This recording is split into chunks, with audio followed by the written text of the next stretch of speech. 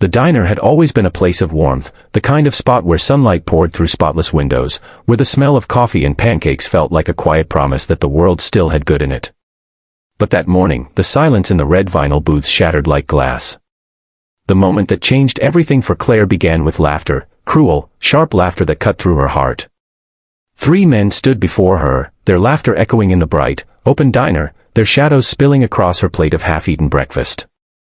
The lead one, broad, unshaven, eyes dark with arrogance, reached forward, gripping the front of her blouse with both hands. The sudden rip of fabric was louder than the music humming faintly from the jukebox. Claire froze, her breath catching in her throat as she tried to hold the torn pieces together, trembling. She wasn't a stranger to fear, but this was humiliation painted across daylight, the kind that made every heartbeat feel like a bruise. If you believe in kindness, in second chances, and in standing up for what's right even when no one else does, please take a moment to like, comment, share, and subscribe to Kindness Corner. Because sometimes, the smallest act of courage can change everything. The bullies laughed louder when they saw the tears welling in her eyes. One of them, wearing a black leather jacket, leaned forward, his grin wide and cruel. Another slapped the table, sending her teacup rolling off the edge, spilling amber liquid across the polished floor. The air was thick with mockery and the sour scent of spilled tea. No one in the diner dared move, a few customers looked away, their guilt heavy but their fear heavier.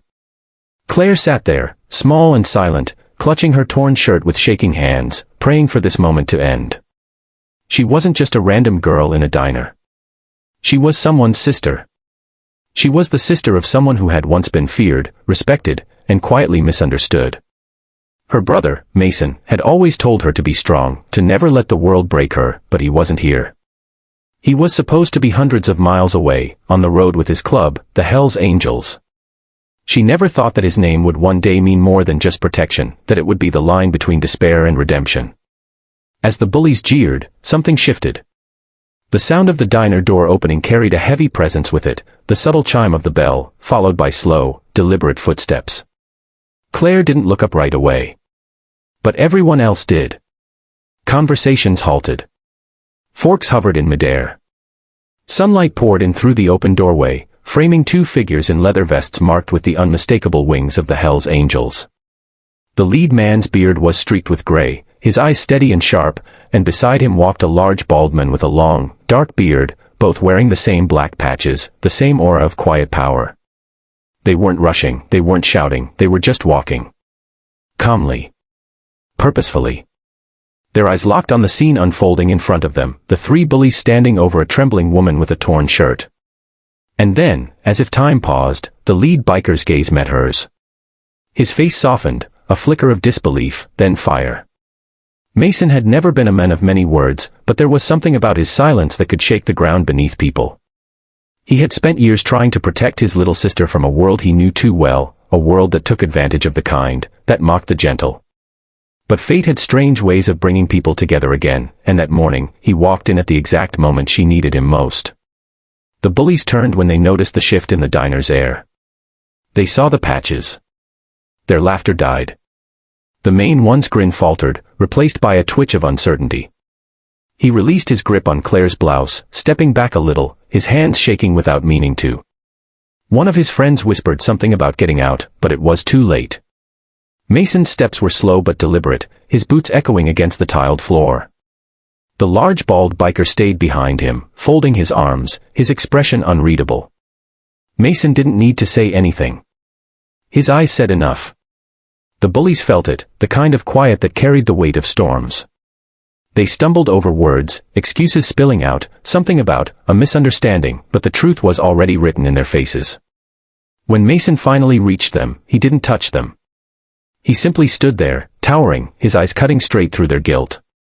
The one who had torn Claire's blouse lowered his head, shame flooding his expression like a tide. The diner stayed silent, the kind of silence that grows when justice finally takes its breath.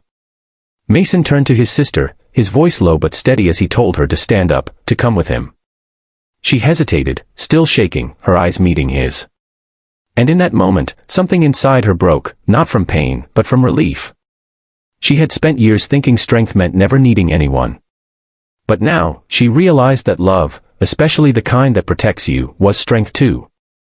Mason draped his leather jacket over her shoulders, shielding her from every staring eye, every whisper that dared to follow. He didn't need to fight, he didn't need to shout. His presence alone reminded everyone that kindness and protection could exist even in the toughest of hearts. When they stepped outside, the wind was cold and pure, carrying the smell of mountains and freedom. The world looked different, brighter somehow, even after what had happened. The bullies remained inside, silent, small, their laughter buried under the weight of their choices. Claire turned back once, her eyes still glistening, but this time, there was strength behind them. The kind of strength that comes from pain survived and love proven. They walked toward Mason's motorcycle, its chrome gleaming under the sun.